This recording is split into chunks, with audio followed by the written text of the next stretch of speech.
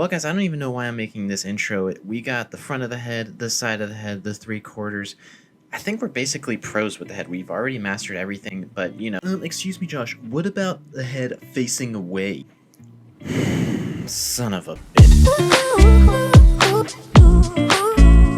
Before we jump into the step-by-step, there's something I really want to say about this pose in particular, and that's that it really has so many different variations. Depending on the face structure, depending on how someone's turning away from you, if their head is up or down, is going to completely tell you how much of their eye, nose, mouth, whatever it is you're seeing, or in most cases in this angle, not seeing. Now, if you're here wondering, why do I even need to know how to draw this pose? First, I'm questioning why you're in this video. Second, if you want to get involved in any kind of sequential storytelling, storyboards, animation, comics, movies, whatever it is, you need to know this shot. Over-the-shoulder shots are extremely important, and they've been in every movie you've ever watched, as you can see here. So don't sleep on knowing how to draw a head like this. So I'm only going to say this once, but not really because I feel like I say it every video. Find a reference. For a pose like this, I prefer a video. So here's a video of me just kind of posing, looking awkward and weird, but you can use whatever you find. Alright, I got my reference, now it's time to break this thing down. Alright, first step, you guys know it, we draw our circle. Step 2, we're going to divide our circle in half. Remember, this doesn't need to be perfect, but if you want to check your proportions to make sure it's halfway, you can. Step 3, we're going to draw an ellipse that fits in between the edge of the circle and that halfway point. This one's pretty important because it helps us to remember the planes of the head, as well as it's going to help us later with our proportions.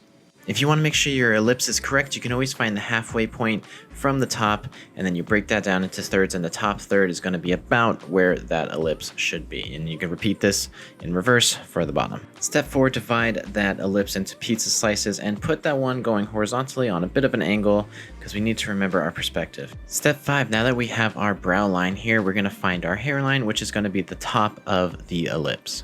Step 6, we got to find the rest of the third, so you're just going to draw a line from the hairline to the brow, take it down, it's going to find your nose, and then you take that down and you're going to find your chin. Remember to keep that same angle that you have going on between all of the lines. Step 7, we're going to kind of find a place mark for the angles of the head. So top of the head, the forehead is going to be on a little bit more of an extreme slope, and then the rest of the face from the brow down to the chin is going to be a less dramatic angle. Something I've noticed drawing this is if you draw a line down from the hairline to the chin line, it about lines up. Step 8, I like to draw a little indication of the bottom of the jaw. You won't usually see this, but it helps me. So you won't always see the nose from this angle, but the reason we found that nose line is so that way we can do step 9, which is to find our ear.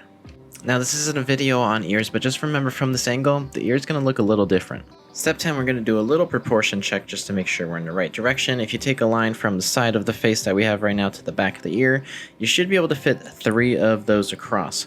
If it's too big like you see here, go ahead and make some adjustments until it works. Step 11, we're coming in and drawing that side of the head. Now remember, it's facing away from you, so this might be a little confusing if you're not used to it. Essentially, all you're seeing is a nice definition of the brow. It comes back out into the cheek, and then it comes down to the chin. There's going to be a couple other bumps along the way, the mouth shape and the chin sticking out, but for the most part, you're looking for a shape similar to this.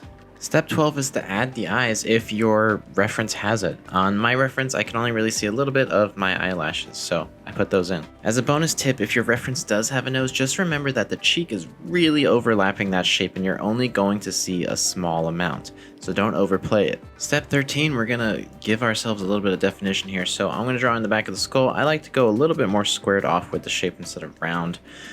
Just remember that you're seeing from the back of the head, a good portion of the back of the head here. Step 14, give yourself a neck. Now, this one's going to look different depending on the angle of the person, or if they're turning their head, or what we're looking at them. Some of this will have to wait for an anatomy video. Alright, final step is just to add whatever detail you want. So this is kind of the cleanup phase, or you can go ahead and finish your sketch. From here, you got a pretty good idea of how to draw one of these poses, but just remember that it changes and you should really always have a reference.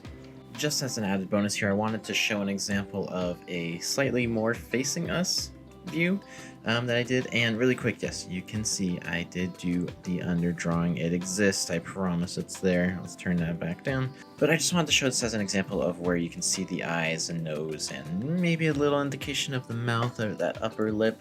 And sometimes from this angle too, that under chin shadow really helps. From this over the shoulder perspective too, you're gonna notice a couple different things, the neck position, all that stuff. Really all I can say without getting into too much anatomy detail is please look up some references. One tip I will give is that trap muscle going into the shoulder does give a really nice curve, something like that. Generally you don't see this part because it's covered up by skin, but now you know it's there. Alright guys, and that's everything I have for this video. If you guys want a video of someone completely facing away, just the back of the head, let me know. I don't know if that's a little too easy, but if you guys want it, I will make it happen. As always, thank you guys for watching, and I'll see you in the next video.